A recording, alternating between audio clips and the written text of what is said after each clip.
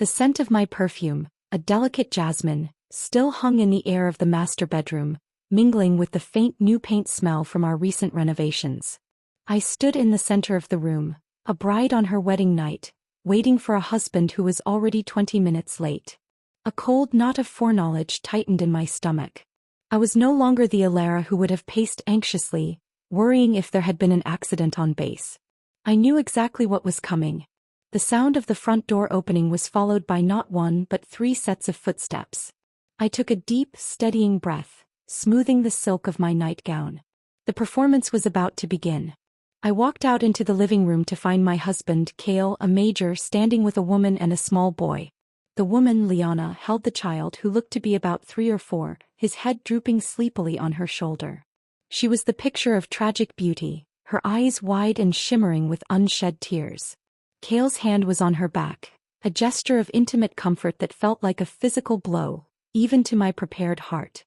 Kale frowned when he saw me, his expression one of mild irritation, as if I were an interruption to a sacred moment. "Ilara," he began, his voice a low rumble of authority. "Liana has had a rough time. Marcus," he fell in line of duty. "She's alone with the boy." "I can see that," I said, my voice surprisingly calm. I turned my gaze to Liana, who flinched as if my look were a physical slap. "Sister-in-law, please don't blame Kale," she whispered, her voice a fragile, trembling thing. "It's my fault. We will leave first thing in the morning." She said the words, but her feet remained firmly planted as if rooted to the floorboards. The boy in her arms chose that moment to cough, a dry, pathetic little sound. Kale immediately turned on me, his face hardening. "See? You've scared them. The same old trick. Moral coercion." The original Alara would have crumbled, apologizing profusely, her own feelings invalidated by the perceived greater suffering of others. That capitulation would have been the first domino to fall, leading to a life of quiet subjugation. But I was not her. I pressed down the icy laugh that threatened to bubble up in my chest. When I lifted my gaze again, my face was arranged into a mask of warm, lively concern. I stepped forward, closing the distance between us and reaching for Liana's free hand. Her skin was cold. "Sis, what are you saying?" I chided gently, my voice dripping with false warmth. "You're our guest. How could you leave the moment you arrive? Kale is right. I shouldn't have spoken like that and startled you and the child." My sudden change in tone left both Liana and Kale stunned. Liana's eyes widened in genuine confusion and Kale's frown deepened, suspicion warring with relief in his gaze. "We military wives must help one another," I continued, my voice gaining a carrying, theatrical quality. I made sure to project it towards the open doorway, where I could see the shadows of curious neighbors lingering. "The fact that Kale brought you back shows he's loyal and true. As his wife, I must support him." I saw Kale's chest puff out slightly at my words. He was eating it up. "How about this?" I said, gesturing grandly towards the master bedroom. "The master bedroom is our newly decorated wedding suite. It's big and bright with its own attached bathroom. It's perfect for you and the child. Kale and I can squeeze into the guest room." The effect was instantaneous. Kale's expression twisted as if he'd swallowed a fly. Liana's face went stiff, her carefully constructed mask of gratitude cracking at the edges. She had wanted to play the considerate, self-sacrificing martyr, but my exaggerated generosity had pinned her completely. If she accepted, she would be the shameless woman who took the bridal suite on the newlyweds' wedding night. If she refused, she would be rejecting the magnanimous offer of a generous sister-in-law. It was a checkmate in the first move. "Sister-in-law, this isn't right," she stammered, her eyes darting to Kale for help. "It's your wedding room." "Why not?" I asked, widening my eyes in a show of innocent confusion. I turned to Kale. "Kale, don't you think so? We should give the best to the ones who need it most. That's what real care is, isn't it?" Kale's face flushed a bright mottled red. He was trapped. To disagree would be to admit his care was just empty posturing. He stood there, jaw working for a long, painful moment. "No need," he finally forced out, the words gritted between his teeth. "They can stay in the guest room." "How could that do?" I pressed, my tone laced with sweet concern. "The guest room is small and faces north, it's so damp. The child's health isn't good. What if he gets sick? Kale, you can't just say pretty words without backing them up. That would chill Sis's heart. I was building him a pedestal so high the fall would be devastating. If he wanted to be the flawless hero, I would help him become one. At the doorway, the neighbors' whispers grew louder. "Oh my, the Major's new wife is so generous," one woman murmured. "So sensible." I couldn't do it. Cale's face grew darker, a storm cloud gathering in our living room. Just as he seemed about to explode, a cool, authoritative voice cut through the murmurs from the doorway. "Cale, what's going on? Why is there a crowd?" I looked over and saw a man standing there, his uniform crisp, his posture straight as a blade.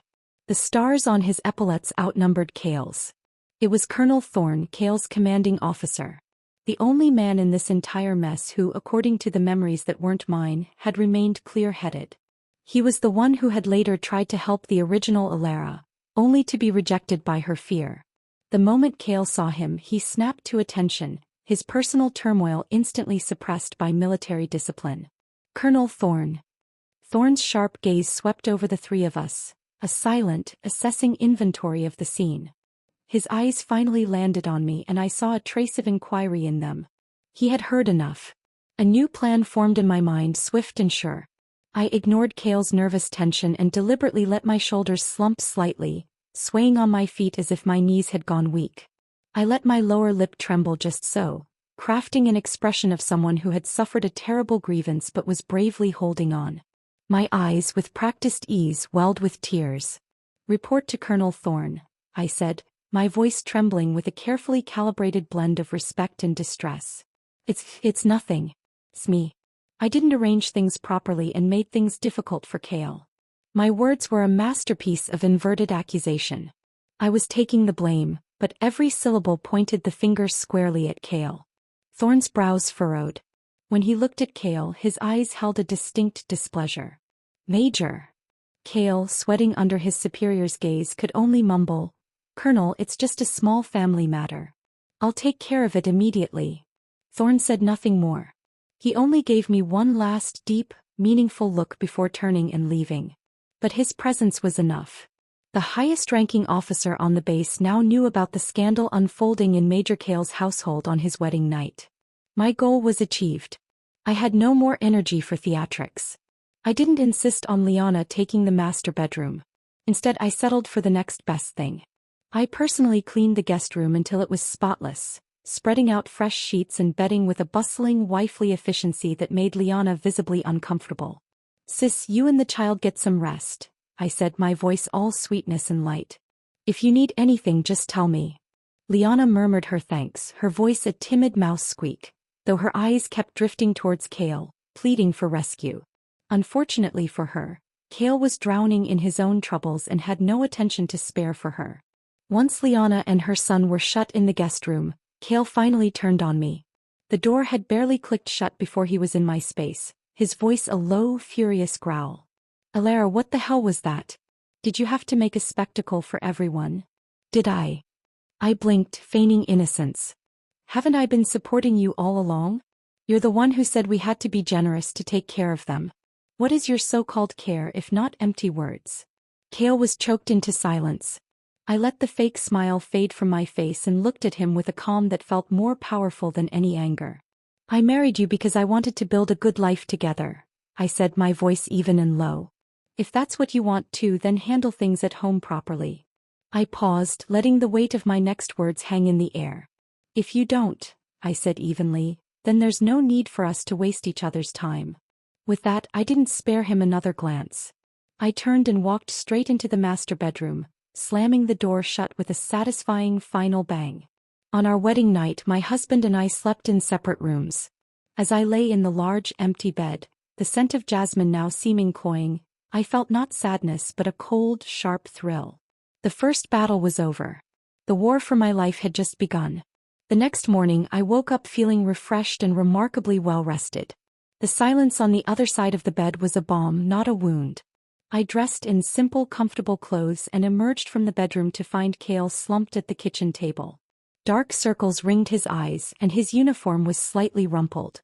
He looked like a man who had wrestled with his conscience all night and lost.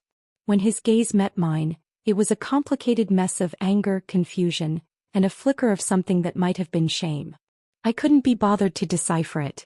I gave him a neutral nod and moved past him into the kitchen.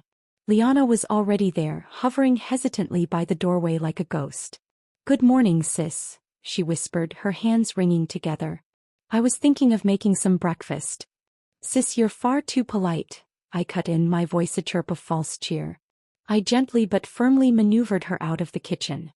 "You're our guest. How could I let you do the cooking?" I then proceeded to make the most austere breakfast imaginable. I cooked a large pot of plain, watery congee and pulled out a single small dish of pickled radish. There were no eggs, no bread, no milk. Kale, who was used to a protein-rich breakfast to start his day, stared at the bowl I placed in front of him as if it contained mud.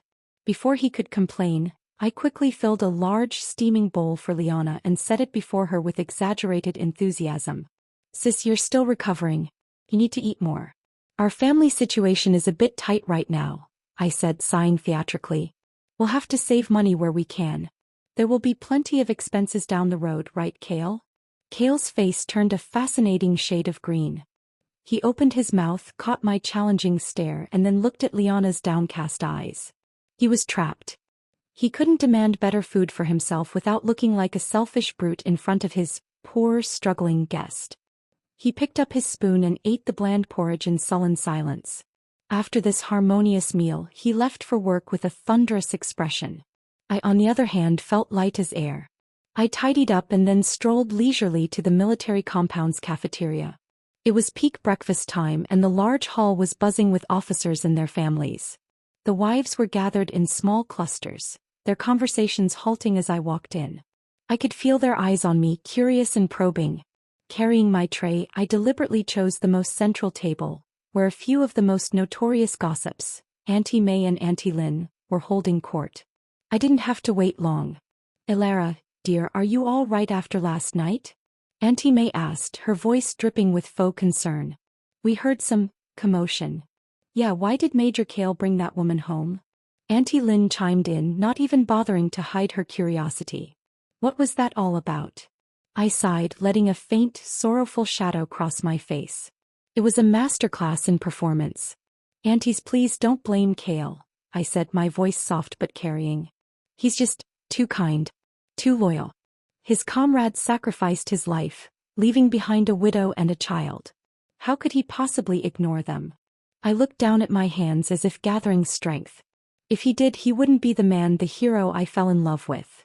The women around me froze, stunned by my magnanimity. Then I shifted my tone, filling it with admiration and pride. "That's why I fully support him. I told Kale, your loyalty is my loyalty. Your comrades are my family." I paused for effect, looking each of them in the eye. "And to support his noble spirit, I've decided that from this month on, I'll be keeping his salary card." A ripple of surprise went through the group. In this day and age, a husband handing over his salary was normal, but my public declaration, wrapped in the cloak of righteousness, gave it a completely different flavor. "And I've decided," I continued, my voice growing firmer, more resolute, "to make Kale's loyalty even more meaningful, to echo the Army's call for generosity. This month I won't keep a single cent of his salary. We'll donate all of it, in both our names, to the base's welfare fund for families of fallen soldiers." The table fell into absolute silence. Auntie May's jaw was practically on the floor. "From now on," I announced, "every month I'll take a portion of his pay for charity. To help more people like my sister Liana who truly need support." Everyone stared at me as if I'd lost my mind. Donating her husband's entire salary? What kind of stunt was this? But my reasoning was flawless, a fortress of moral high ground that was impossible to assault. Anyone who objected would be labeling themselves as selfish and unpatriotic. Satisfied, I took in their stunned expressions. As I did, out of the corner of my eye, I caught sight of a familiar stern figure standing not far away with a tray in his hands. It was Colonel Thorne. He stood quietly, his gaze fixed on me, and I could have sworn I saw the faintest curve of a smile at the corner of his lips before he turned away. When I went to get my food, I found an extra chicken leg, the one I liked best, sitting on my tray. The canteen server leaned in with a grin. "Colonel Thorne asked me to add that for you," he whispered. He said, "A new wife with a noble spirit deserves a proper meal." I froze for a moment, then a genuine smile touched my lips. It seemed I had an ally in a very high place. News of my grand donation spread through the compound like wildfire. By lunchtime I had been anointed the model of virtuous generosity among the officers' wives, while Cale had been transformed into a shining, selfless saint, a role I knew would chafe him terribly. He confirmed it when he returned home after work. His face was as dark as a monsoon cloud. He stormed into the living room where I was calmly reading, his controls snapping. "Elara, what the hell are you playing at?" he roared, his voice vibrating with fury. "Who told you to donate my salary?" I looked up from my book, my expression one of pure, unadulterated conviction. "I was supporting you," I replied calmly. "Supporting me? By making me a pauper. Caring only for Liana and her child is too small-minded, Cale," I explained as if to a child. "I want your kindness to extend to even more people. Look, everyone in the compound is praising you now. They say your moral standards are so high. You're truly worthy of being a major." "I don't need that kind of praise," he snarled, his chest heaving. "What about our household expenses? How are we supposed to live?" "Don't you worry," I cut him off, my voice sweet yet firm. "I'll manage every penny carefully. From tomorrow on we'll have porridge 3 times a day. We won't starve." I raised my chin, a picture of stoic sacrifice. "As for Liana and her child, they're guests. Of course they can't suffer with us. I've already arranged it with the canteen. They'll get their own meals every day. The cost," I added, watching his eyes widen in horror, "will be deducted in advance from next month's salary." Cale's eyes nearly bulged out of his head. He pointed a trembling finger at me, speechless with rage for a full 30 seconds. "You are absolutely unreasonable," he finally roared. I sighed, rising to face him, my demeanor one of profound disappointment. "Cale, is your kindness toward Liana and her child only for show?" I asked, my voice soft but deadly. "Don't you want them to live well, to eat and dress decently?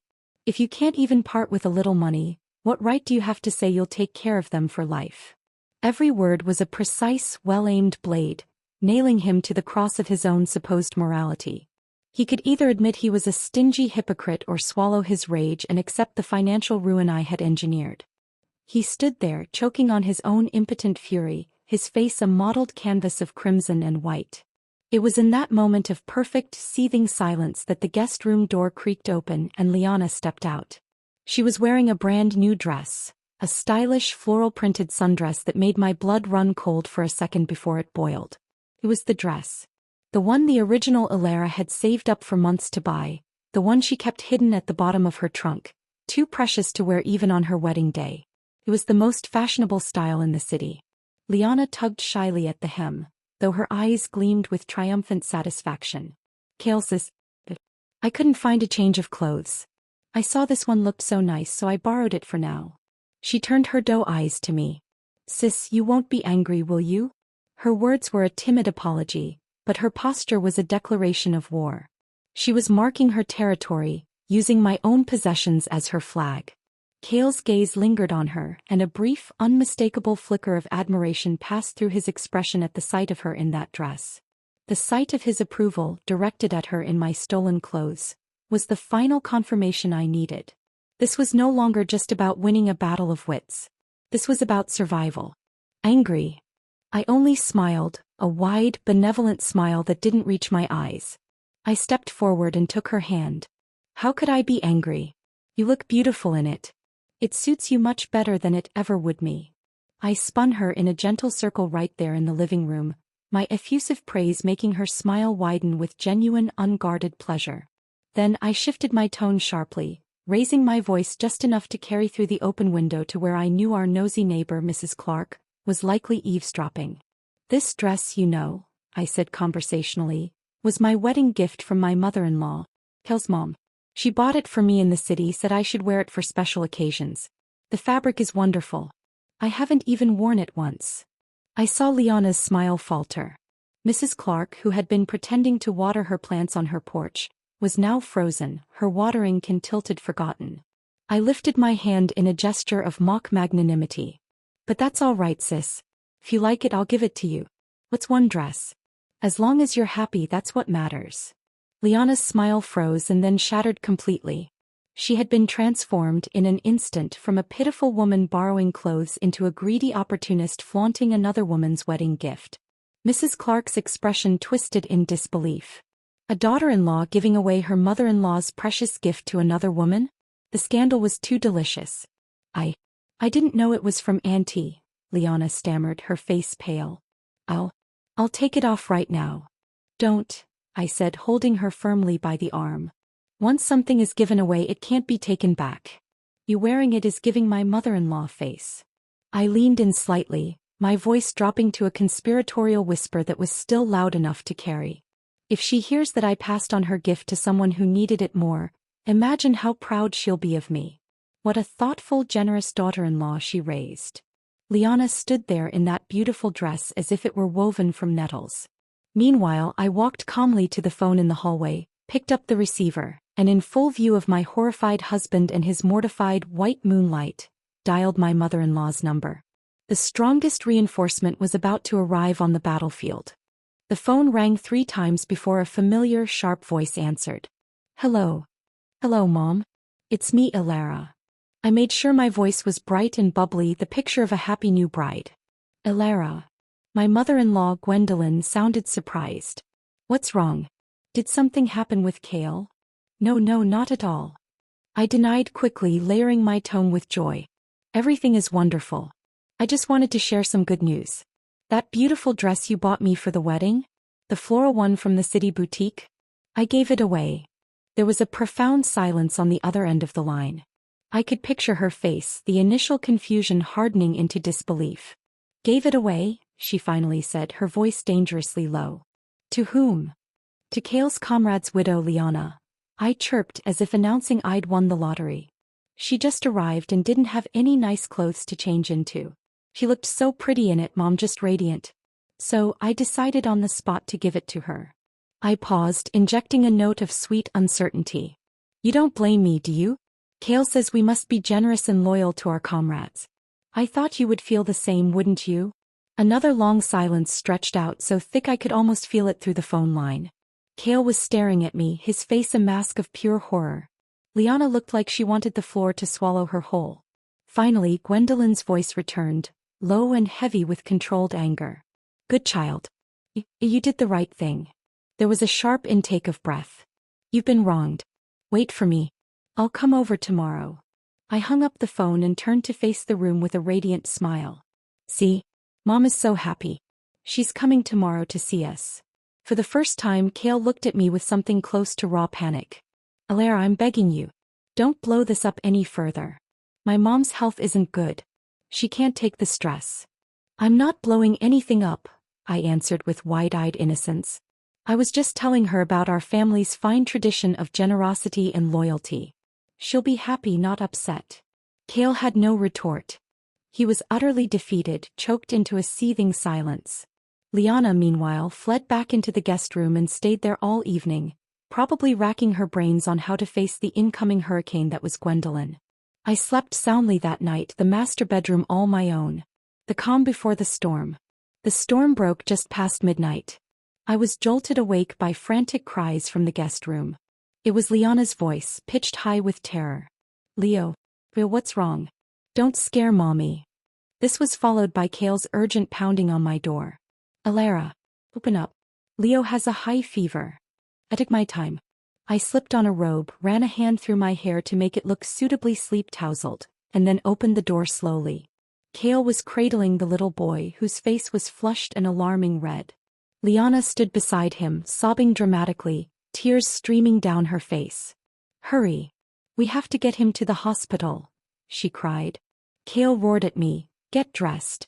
Now. Why take him all the way to the hospital? I asked, my voice unnervingly calm amidst their chaos. Don't we have the base clinic? Dr. Evans is the best in the entire garrison. Calling him will be faster than driving to the city hospital in the middle of the night. Without waiting for their response, I turned and bolted out the front door. As I ran into the center of the residential compound, I mustered all the strength in my lungs and cried out, "Help! Someone help! A child is dying!" My shrill voice tore through the stillness of the night. One by one, lights flicked on. Doors opened. People hurried out, draping coats over their shoulders, their faces a mixture of sleep and alarm. What happened? What's going on?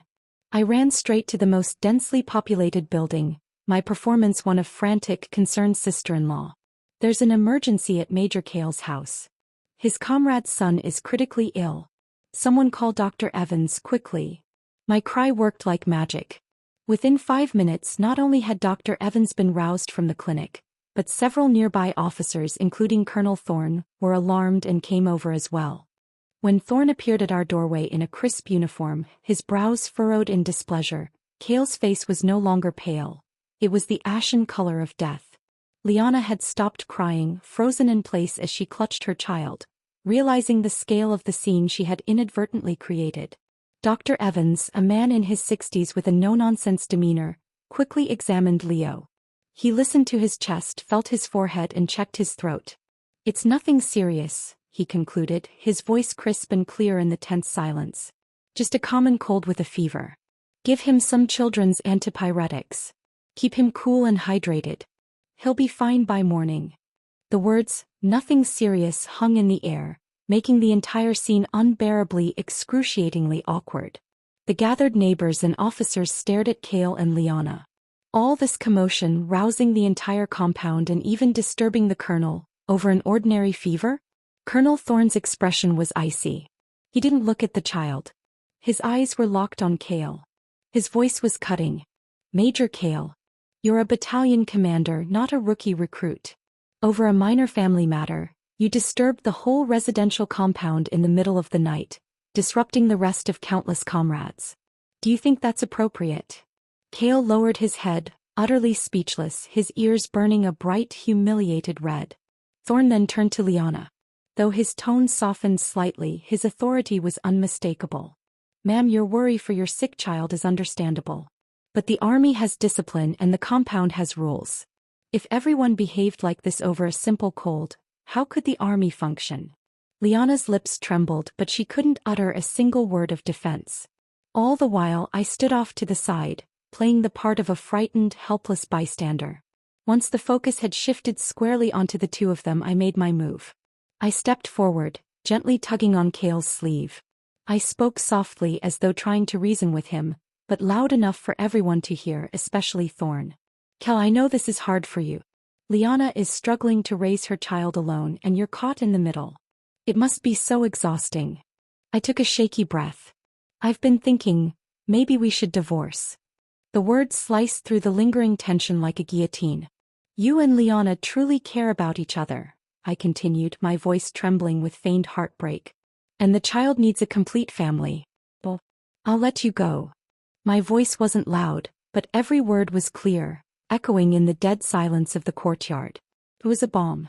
Kale's head snapped up, his eyes wide with utter disbelief. His expression shifted from shock to pure, unadulterated panic. He had never imagined that I, the woman he thought would endure everything quietly, would propose divorce so cleanly and decisively in front of his superior and the entire neighborhood. "What nonsense are you spouting?" he blurted out instinctively. "I'm not talking nonsense." I met his gaze steadily, my eyes glistening with manufactured tears. "Kale, look at you. You've ended up pleasing no one. You've offended your leaders, disturbed the neighbors, and you've wronged me." I looked him right in the eye, delivering the final blow. "I don't want to see you in such torment anymore. If we divorce, then you can keep them by your side openly and no one will gossip. Isn't that the best solution for everyone?" Every word I spoke sounded like gentle, understanding compassion, but each one was a shiv to Kale's pride and his career. "I don't agree," he practically shouted, his voice cracking. "Elara, I will not divorce you." It was the first time he had ever refused me with such firmness.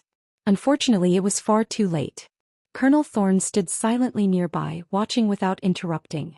But in his eyes, I saw the faintest glimmer of approval. He then waved his hand at the crowd. "Disperse, everyone. The show's over. Don't disturb others' rest."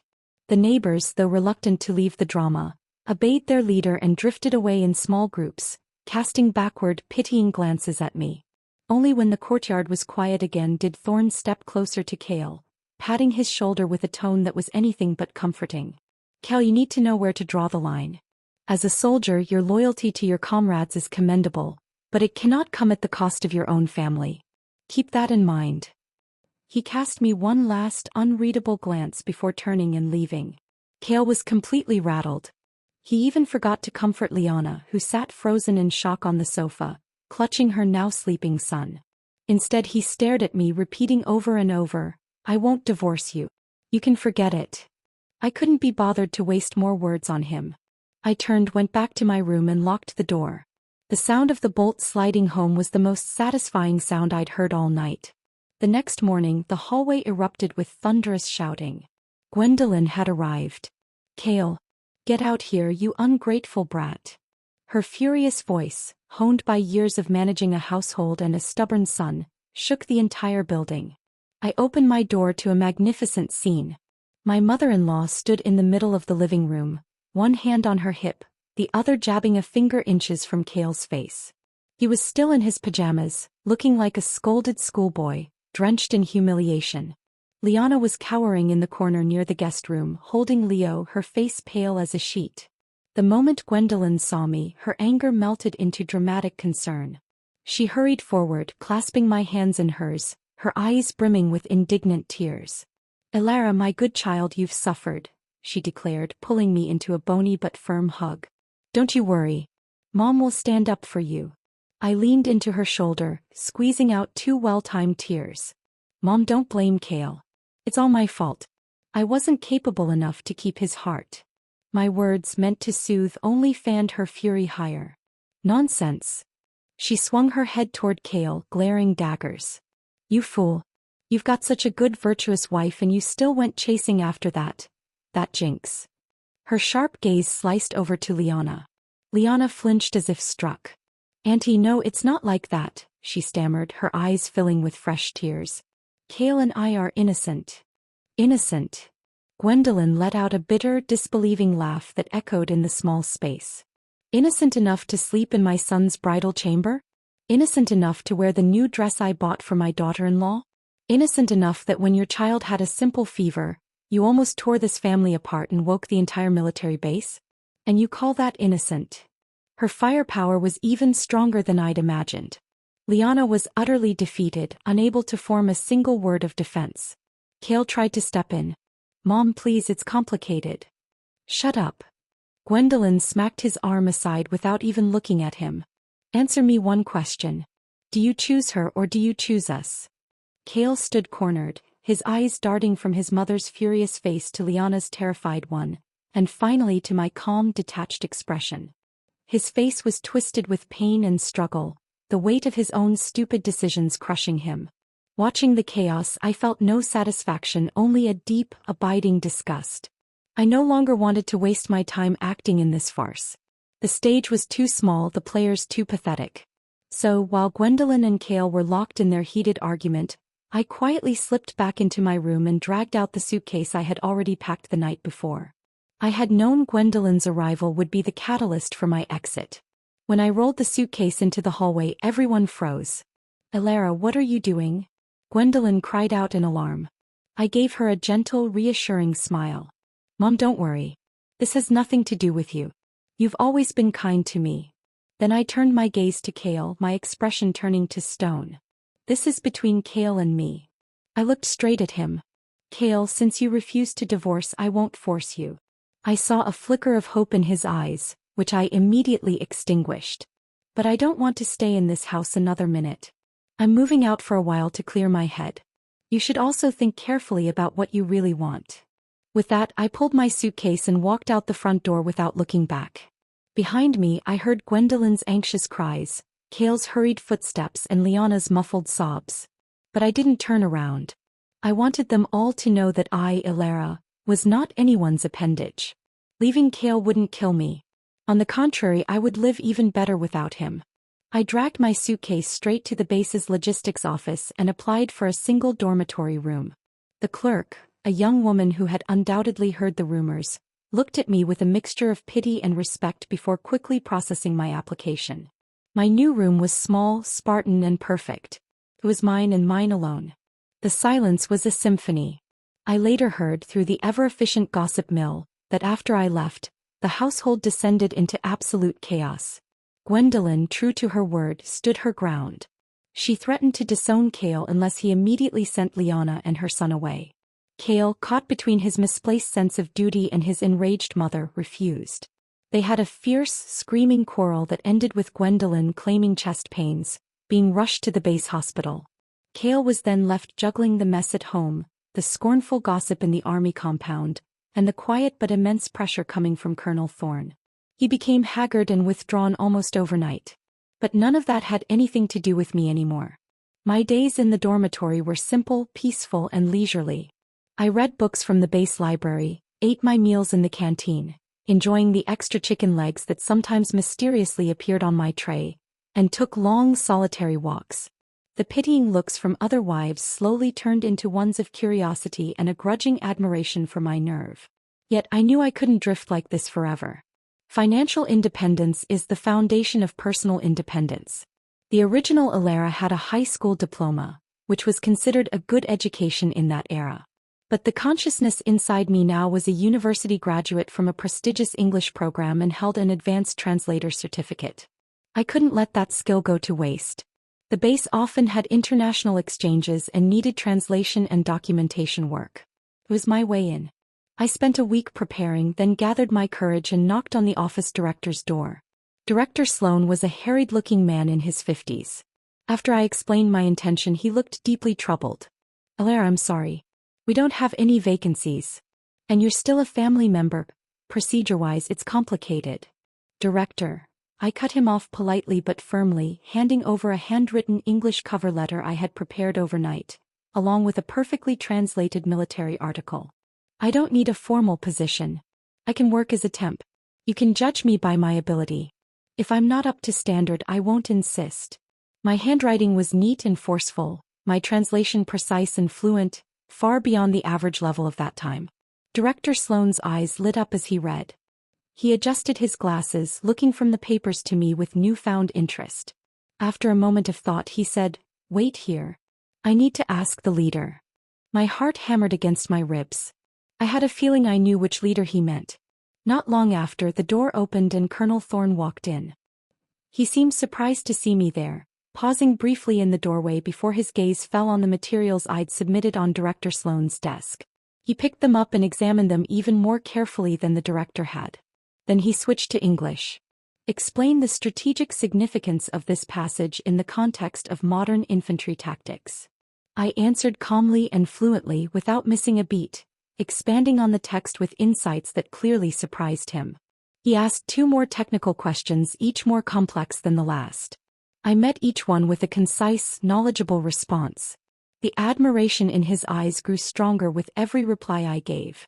Finally, he set the papers down and told Director Sloane, "Keep her on a 1-month probation. Pay her the highest temporary wage." Just like that, I had a job.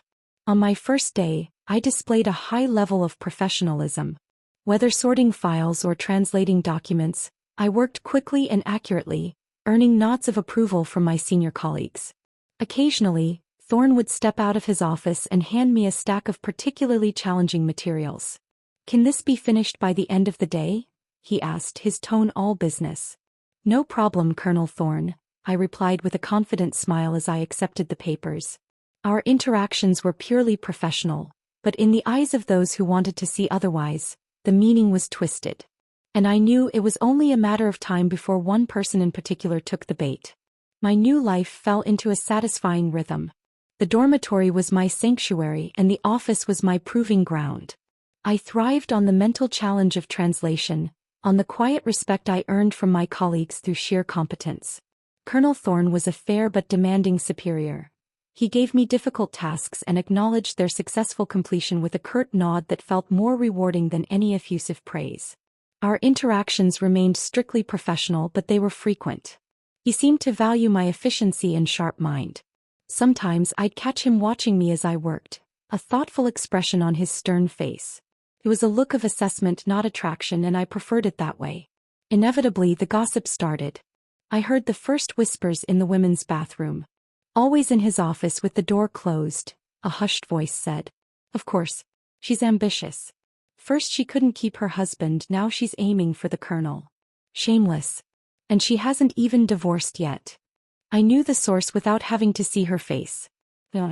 Since I had moved out and found a job, her position in Kale's house had become precarious. My mother-in-law, after being discharged from the hospital, had returned home, a permanent, grim-faced sentinel of disapproval. Kale, his career stagnating under the weight of scandal and Thorne's displeasure, was sullen and withdrawn, his noble sacrifice having lost all its luster. Desperate and cornered, Liana had resorted to the oldest, cheapest form of counterattack. The whispers grew bolder, slithering through the compound like a venomous vine. I decided it was time to prune them. That afternoon I went to the communal water room to fill my kettle and happened upon the source. Liana was there with 2 other officers' wives, their heads close together. The moment they saw me they stiffened, falling into an awkward silence filled with mocking, expectant looks. If it had been the original Alara, she would have fled in shame or erupted in tearful denial. I simply walked forward slowly, a warm smile plastered on my face. "Sisters, what are you talking about? So lively." They glanced at each other but no one dared answer. I turned my smile directly onto Liana. "Liana, I think I just heard you mention me and Colonel Thorne." Her face turned the color of chalk. She stammered, I didn't say anything." "Didn't say anything?" My smile stayed fixed but my tone dropped, becoming sharp and clear. "Funny because I clearly heard you say I was seducing Colonel Thorne." Liana froze, caught. The other wives tried to smooth things over. "Alara, don't misunderstand. We were just chatting casually. You shouldn't take it seriously." "Casually?" I kept my expression pleasant but my voice was ice. "Sisters, words like that aren't to be tossed around casually." I paused, letting the weight of my next words settle. Whether I, Alara, am proper or not is one thing. But accusing me of seducing Colonel Thorne raises 2 very serious issues. I looked at each of them in turn. First, are you questioning Colonel Thorne's judgment and character? Do you think a decorated officer of his caliber would be so easily manipulated by a restless woman? Or are you suggesting his integrity is so poor that he would get involved with a subordinate's wife? The women instantly fell silent, their faces paling. To cast doubt on a commanding officer's conduct was a charge none of them could bear. Second, I turned my gaze back to Liana, who was trembling, her lips white. "You say I'm seducing another man, but I am still Kale's lawful wife. If you claim I'm unfaithful, aren't you also saying that Kale can't even control his own wife? That he's been cuckolded?" I tilted my head, my smile turning deadly. Where does that leave his pride? Where does that leave the honor of the Kale family? Or, I leaned in slightly, is it that you want people to look down on Kale? That you want his career ruined by domestic chaos? That was her true intent, laid bare, and she panicked completely. She shook her head over and over, stammering incoherently. "No. I didn't mean that. I wasn't." "Then what did you mean?" I pressed, refusing to let her escape. Just then a cold, sharp voice cut through the air behind us. "What is going on here? Don't you have anything better to do?" It was Thorne. None of us had heard him approach. His face was stern, his gaze a honed blade.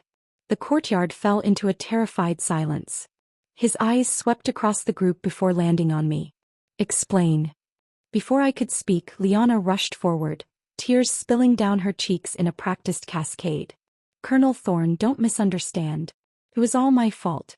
I shouldn't have spoken recklessly. I apologized to my sister-in-law." Thorne didn't even glance at her. His eyes remained locked on me. "You speak." So I did. Calmly and concisely, I recounted the rumors Liana and the others had been spreading, followed by the logical rebuttal I had just delivered. My words were precise and unemotional. Thorne's face grew colder, the temperature around us seeming to drop several degrees. He turned his gaze on Liana, his voice devoid of any warmth. "Mrs. Liana, Comrade Alara was personally assessed and approved by me to work in this office. Her abilities and professionalism are recognized by everyone." He took a step closer and Liana shrank back. "You need to understand that words carry consequences. Spreading baseless rumors and slandering others undermines the unity of the army. This is no small matter." He let that hang in the air for a moment. "Considering you are the family of a fallen soldier, I'll limit myself to a verbal warning this time. But if it happens again, I will personally report it to the political department and have them address your ideological problem. Liana stood frozen, too frightened even to cry. She was a statue of humiliation. After firmly admonishing everyone present, Thorn turned back to me. "Comrade Allaire, return to your work. Don't let such nonsense affect your mood or your efficiency." His public defense was a shield that crushed all the gossip at once. From that day forward, no one dared whisper in front of me again. Liana, completely subdued, avoided me like the plague. When Kale later learned of this incident, he came to my dormitory for the first time. He stood in the doorway, his expression a twisted knot of humiliation and a vague, unspoken regret. "Allaire, let's talk," he said, his voice hoarse. "There's nothing to talk about," I said, not even letting him step inside. "If you came to apologize on Liana's behalf, save it. If you came to accuse me, you've got the wrong person." "No, he hurried to explain. "I just want to say, Liana didn't mean it. She just feels insecure." I laughed, a cold, sharp sound that made him flinch. "Kale, whether she feels secure or not has nothing to do with me. What I do know is that she has crossed my boundaries again and again, and you have indulged her every single time." I met his eyes, my gaze steady and unforgiving. "Our problem has never been Liana. Our problem has always been you." With that, I closed the door, shutting him and all his unfinished excuses out. Life settled back into a productive peace. I poured all my energy into my work. It was while I was sorting through a batch of old archives for Director Sloan that I stumbled upon it. A thick binder of records pertaining to pension disbursements for the families of fallen soldiers. My fingers, almost of their own volition, found the page for Liana's late husband, Marcus. The record was meticulously detailed. It clearly stated that beginning the month after his death, a substantial regular pension had been deposited into a designated account under Liana's name. The signatures, her contact number, and the address of record were all properly listed. The numbers on the page were more than enough to cover comfortable living expenses for her and her son. Yet she had told Kale that all of her husband's savings had been used to pay off medical debts, that she was destitute, penniless, and desperate. She had been lying from the very start. My hands trembled as I held the photocopy I quickly made. It wasn't anger I felt. It was a cold, thrilling excitement. This was the final piece. This was checkmate. That weekend, the compound held a large family gathering, a picnic on the main grounds. Nearly everyone attended. The air was filled with the smell of grilled meat and the sound of laughing children. Kale was there, standing stiffly with his mother, who pointedly ignored Liana. Liana sat at a distant table, alone with her son, the picture of isolation. Halfway through the event, during the time for family members to share thoughts, I raised my hand and walked up to the small makeshift stage. Every eye in the crowd turned to me, including Thorn's from the head table and Kale and Liana's from their separate corners of shame. I took the microphone. "I just want to thank the Army leadership for their care and support," I began, my voice warm and sincere. "And today I especially want to thank one person. My husband, Kale." Kale froze, his body going rigid with shock. He clearly hadn't expected this. "Everyone knows our family went through some unpleasantness recently," I continued, my tone laced with gentle understanding. "Kale insisted on caring for his fallen comrade's widow. And at the time I didn't understand. I even quarreled with him about it." I smiled, a brave, wounded smile. "But later I came around. Kale told me how hard Liana had it. Her husband gone, her pension all spent paying debts, leaving her penniless, homeless, with only a child to raise. How could we not help her? Of course we had to." My words rang with righteousness. The crowd, unaware of the truth, nodded along, many looking at Kale with a flicker of returned respect. I saw his back straighten almost involuntarily. The fool actually thought I was salvaging his reputation. But then I shifted my tone, layering it with a touch of profound confusion. "But recently, while organizing some archives for my work, I came across something odd." I reached into my pocket and pulled out the folded photocopy. "This document," I said, holding it up for everyone to see, "shows that every month since the month after her husband's death, Liana has been receiving a considerable pension from the Army. It has never once stopped." I let the silence stretch, watching as the confusion on people's faces turned to dawning comprehension. "I wondered," I said, my voice now clear and carrying across the suddenly silent field, "did I make a mistake? Or is there some kind of misunderstanding here?" I turned my gaze from the paper to Liana, whose face had gone ghostly white, and then to Kale, whose shock was so plain it was almost pitiable. With wide-eyed innocence I asked the question that would shatter both their worlds. Liana, can you tell everyone what's going on? Didn't you say you didn't have a cent to your name? The picnic grounds went dead silent. You could have heard a leaf drop. All eyes locked onto Liana and Kale. Kale's expression shifted from shock to confusion to a slow, burning disbelief.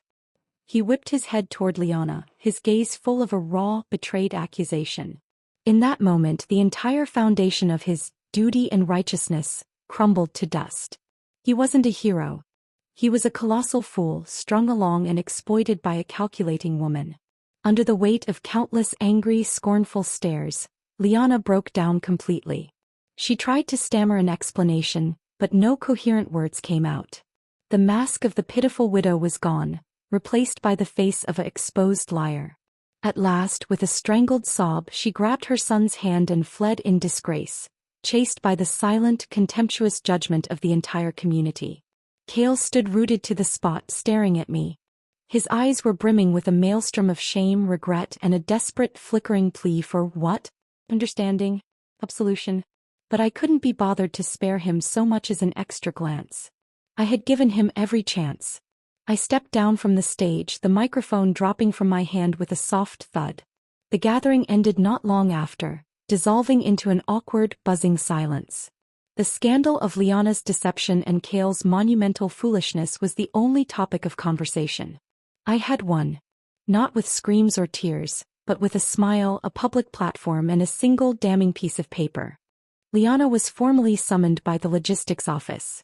The verbal warning was a thing of the past. Now it was an official reprimand. She was ordered to move out of the compound within 48 hours. There were no extensions, no sympathy. The sight of her, red-eyed and frantic, packing a small suitcase under the watchful eyes of a stony-faced officer, was the final act of her pathetic play.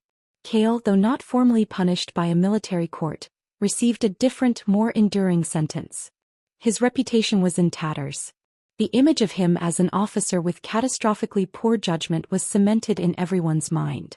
I heard through Director Sloan, in a hushed, sympathetic tone, that the promotion he had been expecting for over a year was quietly, permanently shelved.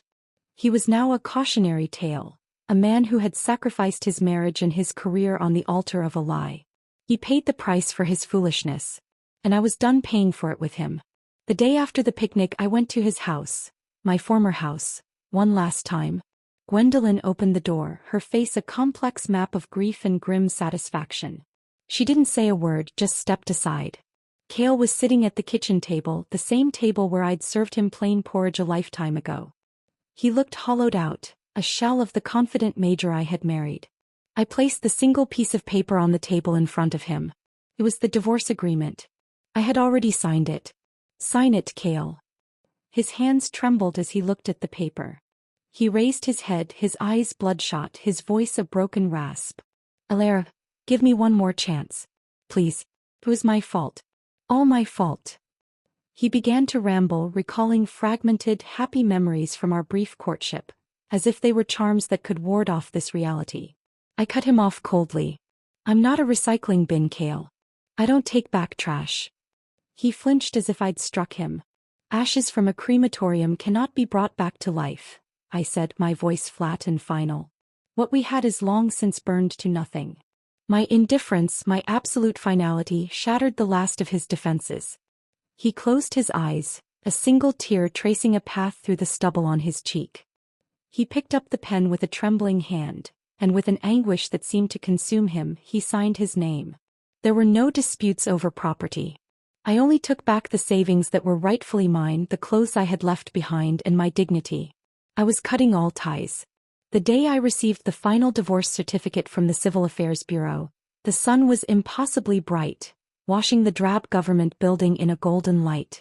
I walked out the doors, the small booklet in my hand, feeling not like an end but a beginning.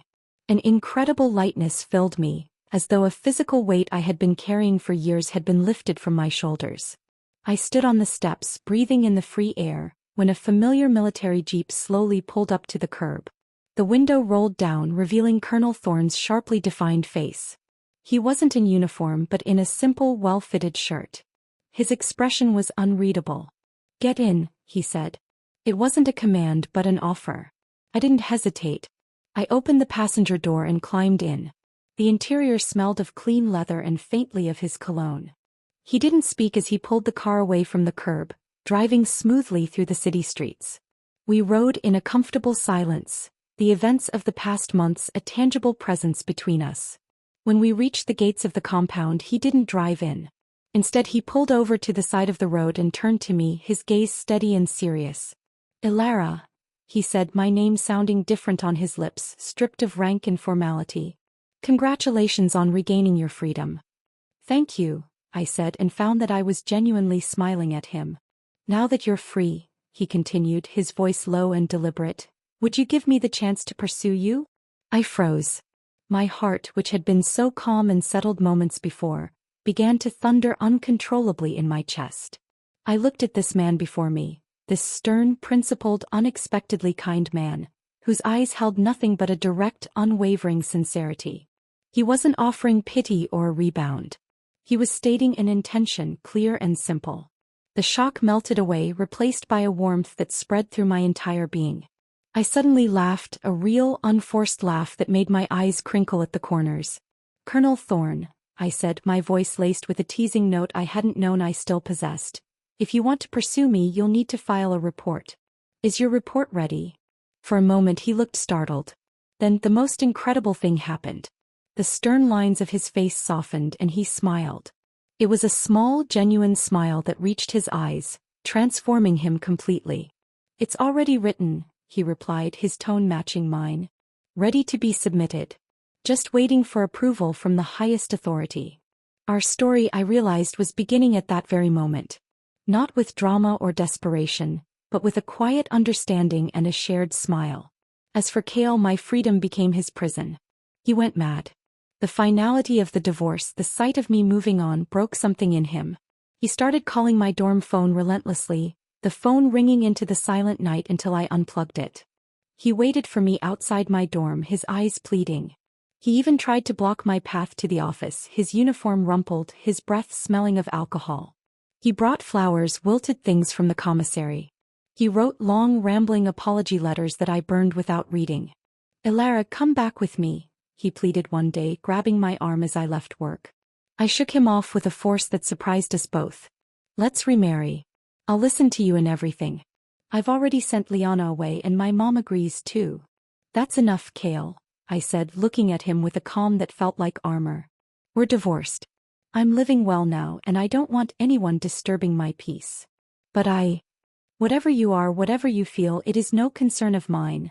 I cut him off, my voice cold and final. "Your so-called awakening only came after you lost me. That kind of cheap, belated affection. I don't need it. Your life is your own, Cale. Live it well. Just don't bother me again. Major Cale." Thorne's voice cut through the tension like a whip. He had emerged from the office building, his posture radiating authority. He stepped directly in front of me, a solid, immovable shield. "Show some respect," Thorne said, his voice low but carrying an immense weight. "Comrade Ilara is now the woman I'm pursuing. Please stop disturbing her." Cale, after witnessing the protective stance Thorne took, after seeing the way I stood beside him not as a victim, but as an equal, finally broke down completely. The last of his pride evaporated.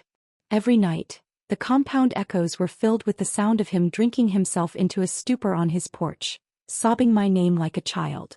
Some pitied him but most only sneered. "If only he'd known this day would come," they'd whisper. "Why did he act that way before?" There is no medicine for regret. I only heard later about his ultimate fate. Because of his misconduct and the scandal that had become legendary on the base, his career was utterly ruined. He was passed over for every promotion, sidelined in every meeting. Before long, he was transferred to a remote, insignificant outpost in the frozen north, a place where ambitions went to die. He wasted away there, a bitter and forgotten man, his life ending in obscurity. As for Liana, after leaving the compound, her life was said to be a complete mess. The pension was hers, but her reputation was destroyed. She drifted from one low-paying job to another, the shadow of her deception following her everywhere. They both paid the price for their selfishness and stupidity. Me. I had long since, under the steady, respectful love and support of a man like Julian Thorne, grown into the truest version of myself. I excelled in my work, eventually being offered a permanent, senior position in the translation department. Julian and I took our time. Our courtship was a quiet affair of shared walks, intense conversations, and a mutual respect that deepened into a love that was as strong and steady as he was. We married a year later in a simple ceremony. Gwendolyn attended, clinging to my arm and telling anyone who would listen that I had always been the daughter she'd wanted. My new life was not just a rebound or a reaction to the past. It was the life I had been meant to live all along. A life of respect, of partnership, of peace. I had not just survived, I had won, and in winning I had found myself. Of course. Here is the continuation and conclusion of the story. My new life with Julian Thorne was not a fairy tale. It was something better. It was built not on fleeting passion, but on a foundation of mutual respect, shared silence, and intellectual challenge. There were no grand, dramatic gestures, only a series of quiet, steadfast choices. We did not move into the large, commanding officer's residence immediately. Instead, we spent our first year of marriage in a modest house on the edge of the compound, a place that held no ghosts for either of us. Julian believed in earning one's space, and I cherished the privacy. We furnished it slowly together. I chose a bookshelf that took up an entire wall. He picked out a sturdy oak desk where we would often work opposite each other late into the night, the only sound the scratching of his pen and the soft rustle of my papers. My work flourished. Freed from the constant drain of emotional warfare, my mind felt sharper than ever. I was promoted to head of translation and documentation, a position created specifically for my skills. My team respected me not because I was Colonel Thorne's wife, but because my translations were faster, more nuanced, and more accurate than anyone else's. I had found my calling not in supporting a man, but in building a career of my own significance. Julian was my most ardent supporter. He never once expected me to play the part of the dutiful officer's wife, hosting tedious tea parties or engaging in petty gossip. When the other wives came calling, I received them with polite professionalism, but I did not seek their circle. To my surprise, my distance, coupled with my undeniable competence, earned me a different kind of respect.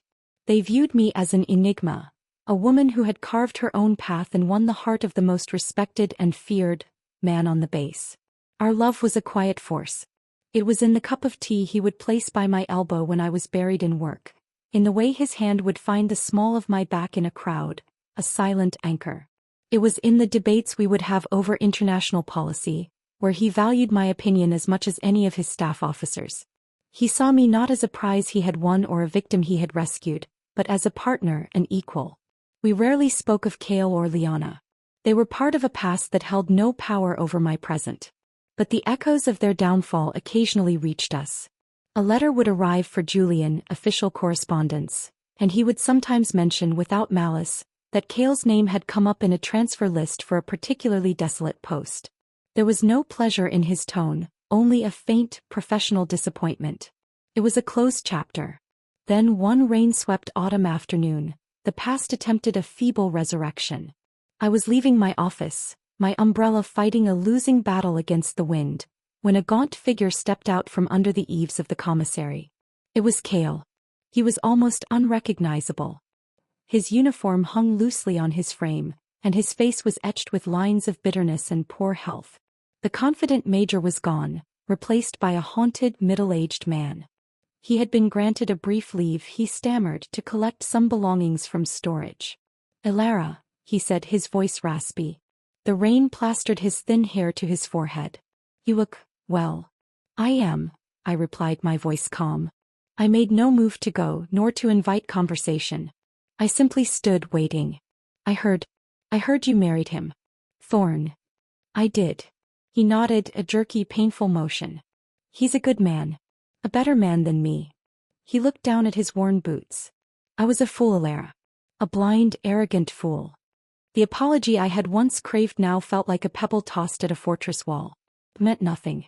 "The life I have now, Cale, is not a reward for having suffered through you," I said, my words measured.